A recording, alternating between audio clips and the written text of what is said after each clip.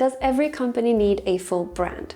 Can you sell logo design, or do you need to push your clients to take on full visual brand identity? Usually, I am the first person to encourage everyone and their uncle to opt for brand strategy and a full identity.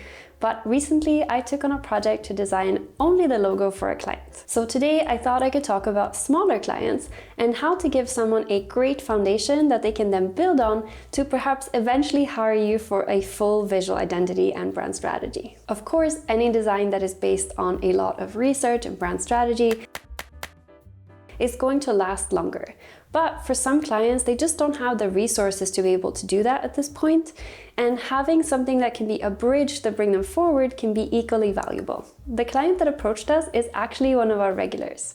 They are a book festival, and we've been designing marketing materials and actual in-house exhibition materials for their festival for the past 3 years now. When we first started creating items like posters and roll-up banners and brochures, they only had their logos, so we initially picked a color palette and fonts for them. So that is something that already exists. The color palette was inspired by that really nice jewel tone of a lot of pages when you first open a book.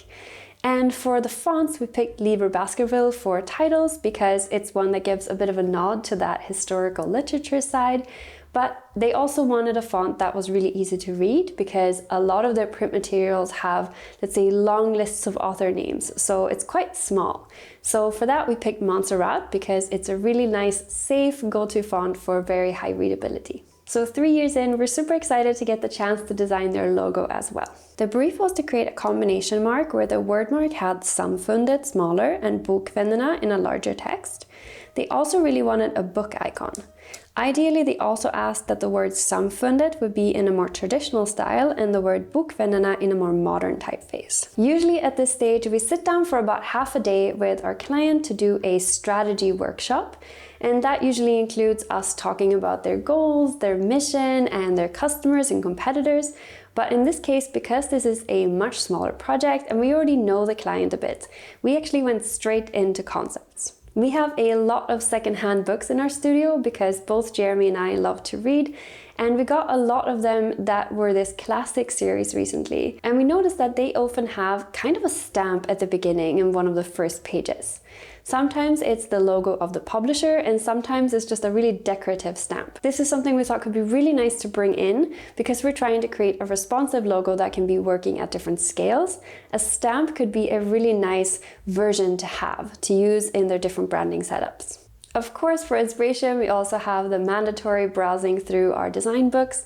We have recently really liked these different ones for logo design because they have a nice combination of just tons of nice marks to look at, but also lots of applications so that you can get inspiration for how the brand could actually work together with other elements and print and things like that. We don't tend to buy a lot of things, but if we do splurge, it tends to be on design books. I then started sketching out different ideas for the logo, and because we knew that the client wanted a book theme, that is where I started. So I had a couple of different ideas. The first one was to have the book being kind of open, like sitting in the air, and have a little heart to fill that space that we have in between there. The second concept is to have the pages of the book actually shape that heart in the middle. And then the third concept was inspired by this idea of being transported by reading. So regardless of which age, because they actually have a really wide age range for their festival, reading a book can be really magical and transporting. So I added a book that had a little door, a little portal, and then added little stars. I think this is a way to have a little bit more of an ornate mark, but still keep it really minimalist and easy for application. Even though my client asked specifically for a book theme, as a creative partner, I always want to explore other options as well, just to see if there's something that could create that same feeling. I don't know if it's just me, but when I think about reading, I always think about an oak tree. Maybe it's the idea of reading under a big tree, or maybe it's something I picked up from books when I was a kid. But I just really like the idea of either an oak leaf or an acorn being incorporated into the logo icon. And the last direction I want to explore is a monogram. I think it would be really nice to incorporate something where the S and the B would be interwoven somehow. And this would be a really great way to create that badge. Once we had all the sketches ready, Jeremy and I sat down together and started to evaluate them. We're basically looking for which ones are the strongest concepts and which ones might not quite work, and we have to let those ones go. The book with the pages folding together was a really sweet idea, but in application I found that it was quite difficult to make it visible enough at smaller scales.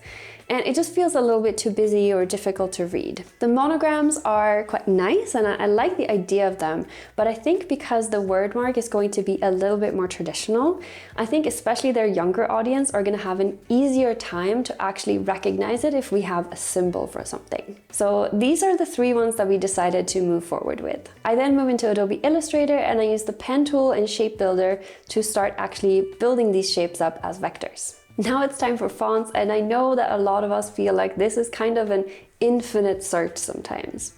And to kind of combat that, what I like to do is I always start by just using the fonts that I have in my library already, because this is fonts that I have actually pre-vetted in a way, so I know they are ones that work well. I did end up going to Envato Elements and doing a little bit of a search for more of a serif font that could feel a little bit more traditional, and these are the different selections that we ended up with. Before we show the client, I want to create all those different lockups. So we talked about creating a responsive logo. So we're going to have versions that work for horizontal formats, vertical formats, bigger, smaller. So this is where that stamp idea comes in as well. Because I want the stamp to feel a little bit more traditional, I really want to create it in the shape of like a combination of a rectangle and an oval. Maybe there's a term for this. If there is, I would love to know, so leave me a comment with that. But I just don't want it to be a full circle. I find that when you're using the Type on a Path tool in Adobe Illustrator, using a serif font can be a little bit harder to read than a sans serif. But if you do all caps, it tends to help, because when you have lowercase letters, they tend to create a lot of space in between them, like a lot of little empty spaces that makes it a little bit harder to read when it's on a path. So we had to do a little bit of tweaking and experimenting to make sure that it worked well for all of the 3 different concepts. We also created versions in both a dark and a light color, and this is so that they can have it flexible on both dark and light backgrounds.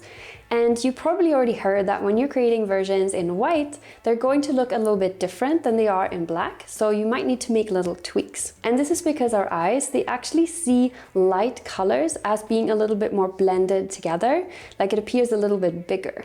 So what you usually have to do is go and make any kind of spaces, like negative spaces, a little bit bigger.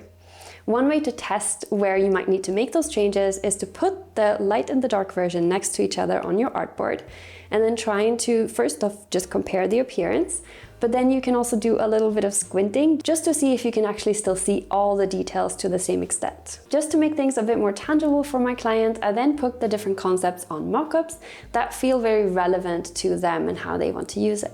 Before I tell you which one they chose, maybe you want to pause the video and let me know which one you would have chosen. I'm super curious of what you think. Okay, so the client really loved the logo. That was this magical little portal into reading, and it was kind of secretly my favorite as well, so I'm really excited that they went with it. I think together with the more traditional type, I think it works really well and it creates that nice balance. Sorry, there's a very cute bird, but it is a little noisy. If you choose to take on clients with a smaller budget and a smaller project scope, is completely up to you. I used to think that bigger clients was just a lot easier because you had a lot more budget to work with, but it also means that the stakes are a lot bigger, because if it's a well-established brand and you're changing their logo, things could go wrong, so you need to do a lot more research. So I think that if you are starting out as a designer and you want to get comfortable with working with clients, developing your process, offering logo design and not a full brand identity doesn't have to be a bad thing. You should create the way you feel comfortable, and I would love to hear from you how you're thinking about design and what goals you have for your own business. If you want to learn more about logo design, I actually made a whole video all about how to design logos in Adobe Illustrator, and it has tons of tricks and some that I actually had to learn for the video, so I hope that you find that one helpful. Thank you so much for watching. Good luck with your projects and see you next time.